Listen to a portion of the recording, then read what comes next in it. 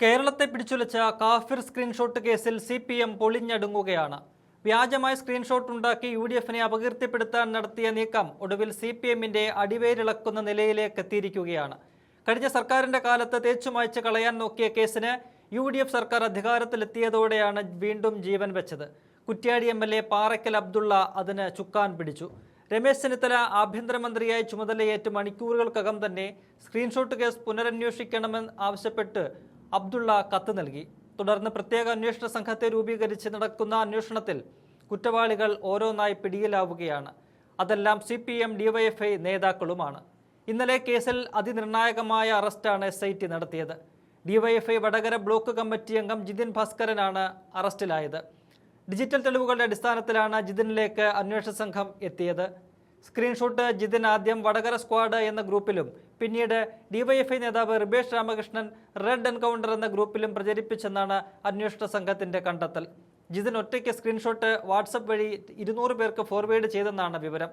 എന്നാൽ സ്ക്രീൻഷോട്ട് നിർമ്മിച്ചത് ആരെന്ന് കണ്ടെത്തിയിട്ടില്ല.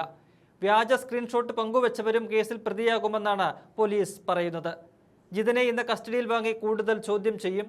ആരാണ് സ്ക്രീൻഷോട്ട് നിർമ്മിച്ചത്, ആരുടെയെങ്കിലും പ്രത്യേക നിർദ്ദേശപ്രകാരമായിരുന്നു ഇത് ചെയ്തത് എന്നീ നിർണായക ചോദ്യങ്ങൾക്ക് ഉത്തരം കണ്ടെത്താനാണ് ചോദ്യം ചെയ്യൽ. 2024 ലോക്സഭാ തെരഞ്ഞെടുപ്പ് സമയത്ത് UDFനെതിരെ CPM ശക്തമായി ഉപയോഗിച്ച വിഷയമായിരുന്നു കാഫിർ സ്ക്രീൻഷോട്ട്. കാഫിറായ KK ശൈലജയ്ക്ക് വോട്ട് ചെയ്യരുത്, 5 നേരം നിസ്കരിക്കുന്ന ഷാഫി പറമ്പലിന് വോട്ട് ചെയ്യണമെന്ന് ആവശ്യപ്പെട്ടുള്ളതായിരുന്നു സ്ക്രീൻഷോട്ട്. ഇത് മുസ്ലിം ലീഗാണ് ചെയ്തതെന്നും വർഗീയ ചെരിതിരിവിനുള്ള ശ്രമമാണെന്നും ആരോപിച്ച് വലിയ കോലാഹലമാണ് CPM തെരഞ്ഞെടുപ്പ് സമയത്ത് നടത്തിയത്. MSF പ്രവർത്തകനായ PK മുഹമ്മദ് കാസിം വാട്സപ്പിൽ അയച്ചതെന്ന പേരിലാണ് വോട്ടെടുപ്പിന്റെ തലേ ദിവസം സ്ക്രീൻഷോട്ട് പ്രചരിച്ചത്. LDFന്റെ പരാതിയിൽ പോലീസ് ആദ്യം കാസിമിനെ പ്രതിയാക്കി അന്വേഷണം നടത്തി. എന്നാൽ കാസിം തന്റെ ഫോൺ ഉൾപ്പെടെ പോലീസിന് നൽകി താനല്ല ഇത് ചെയ്തതെന്നും ഫോൺ പരിശോധിക്കണമെന്നും അറിയിച്ചു. നിയമ പോരാട്ടത്തിനൊടുവിൽ ഹൈക്കോടതി ഇടപെടലിനെ തുടർന്ന് നടത്തിയ അന്വേഷണം DYFI നേതാക്കളിലേക്ക് നീങ്ങുന്നതാണ് പിന്നീട് കണ്ടത്. ഇതോടെ പോലീസ് അന്വേഷണം മന്ദഗതിയിലായി. പിന്നീട് LDF സർക്കാരിന്റെ അവസാന കാലത്ത് പ്രതികളെ കണ്ടെത്താനായില്ലെന്നും അന്വേഷണം അവസാനിപ്പിക്കുകയാണെന്നും കാട്ടി ഹൈക്കോടതിയിൽ റിപ്പോർട്ട് നൽകി. DYFI നേതാക്കളെ രക്ഷിക്കാനുള്ള ഈ നീക്കത്തിനെതിരെയാണ് കുറ്റ്യാടി MLA രമേശ് ചെന്നിത്തലയെ കണ്ട് തുടരന്വേഷണം എന്ന ആവശ്യം ഉന്നയിച്ചത്.